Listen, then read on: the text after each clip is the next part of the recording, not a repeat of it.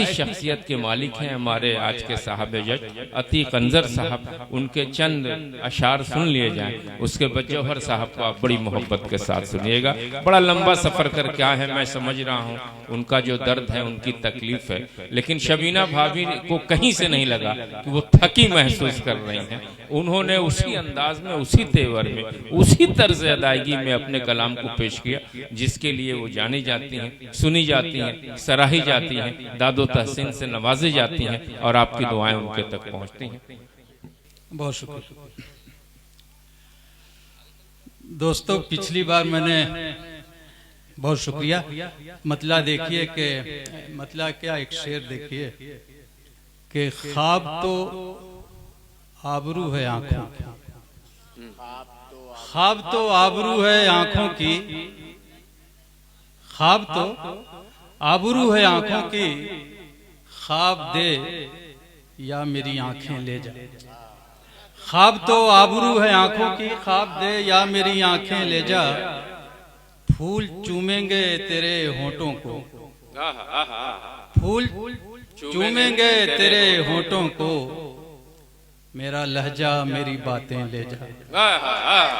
फूल चूमेंगे तेरे होठों को, मेरा लहजा मेरी बातें ले जा।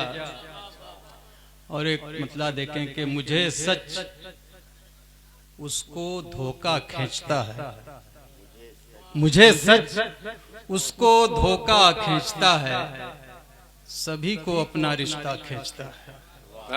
मुझे सच उसको धोखा खींचता है, सभी को अपना रिश्ता खींचता है। और हथेली पर सजाकर राख अक्सर, हथेली पर सजाकर राख अक्सर, वो अपने घर का नक्शा खींचता है। हथेली पर सजाकर राख अक्सर, हथेली पर सजाकर राख अक्सर, वो अपने घर का नक्शा खींचता है। मेरा ख्याल है मैं दो नज़में सुना के खत्म करूं। एक नज्म है, इसका अनुमान है भारत भाग्य विधाता। नज्म सुनिए, भारत भाग्य विधाता।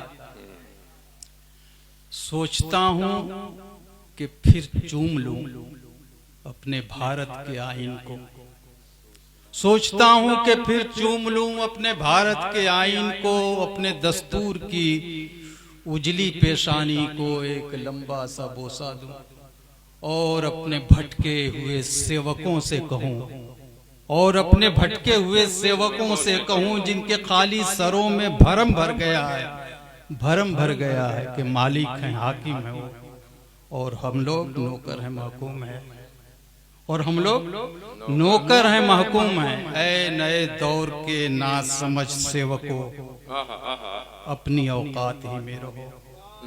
हम हैं मालिक तुम्हारे, हमें गौर से देखो, पहचानो भारत की जनता है हम, हमसे भारत की तकदीर है, हमने सेवक बनाया है तुमको।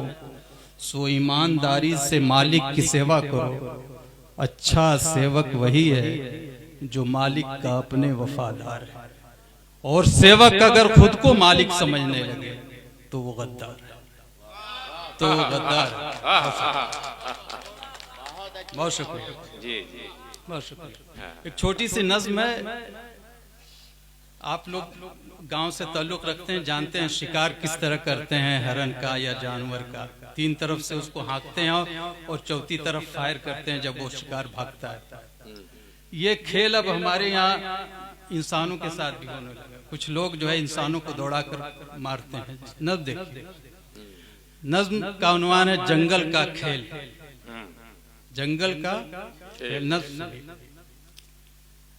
लोग सुनसान जंगल में हाका लगाकर, लोग सुनसान जंगल में हाका लगाकर हिरन को शिकारी की जानिब भगाते। शिकारी निशाना लगाए हुए घात में बैठा होता, हिरन चौकड़ी भरता, जिस वक्त उसके निशाने पे आता शिकारी उसी वक्त घोड़ा दबाता। वो सुनसान जंगल खतरनाक बंदूक की इंतहाई गरजदार आवाज से कांप जाता। परिंदे सभी शोर करते हुए घोंसले छोड़ देते। हिरन गोली खाकर जमीन पर तड़पता।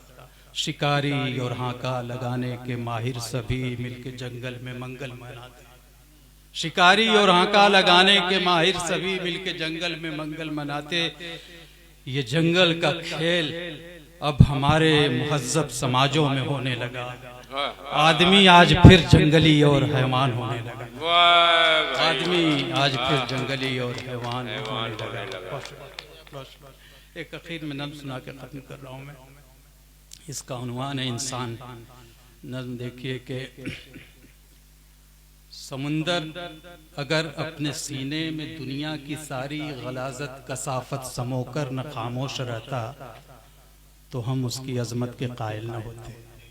जमीन अपने सीने पे दुनिया का हर बोझ उठाकर न यूं मुस्कुराती न देती दुआएं हमें जख्म खाकर तो हम आज उसे धरती माता न कहते। हिमालय अगर रात दिन जाग कर मौसमों के अजाबों को सहकर हमारी हिफाजत न करता तो वो इस बुलंदी के काबिल न होता। हमें उससे कोई मोहब्बत न होती। शजर सख्त मौसम और आंधी को सहकर थके राहगीरों को साया न देता तो हम उस शजर को कभी आंसुओं से न सैराब करते। अगर रात भर जाग कर चांद अपना सुकून चैन सब कुछ लुटा कर हंसी चांदनी से जमाने को जगमग न करता तो हमको कभी इतना प्यारा न लगता। अगर अपनी ही आग में जल के सूरज हमें जिंदगी की हरारत न देता तो वो इस बुलंदी के काबिल न होता। अगर तू इंसान बारे गिरा वो उठाता, अगर तू इंसान बारे गिरा वो उठाता कि जिसको उठाने से दुनिया की सारी ही मखलूक मुनकिर हुई, कि जिसको उठाने से दुनिया की सारी ही मखलूक मुनकिर हुई थी। पहाड़ों के पांव में भी कपकपी आ गई थी। अगर तू इंसान बारे गिरा वो उठाता तो दुनिया में तू सबसे अफजल न होता। मगर सोच कर ये हमें आज बेइंतहा दुख हुआ है। समुंदर जमीन चांद सूरज हिमालय शजर सब के सब अपनी अजमत मोहब्बत बुलंदी तकद्दुस और इज्जत पे कायम है, लेकिन ऐ इंसान अजमत से तेरी हमारा यकीन आज उठने लगा है। तू कांधों से अपने उबारे गिरा फेंक कर पस्तियों में उतरने लगा। पस्तियों में बहुत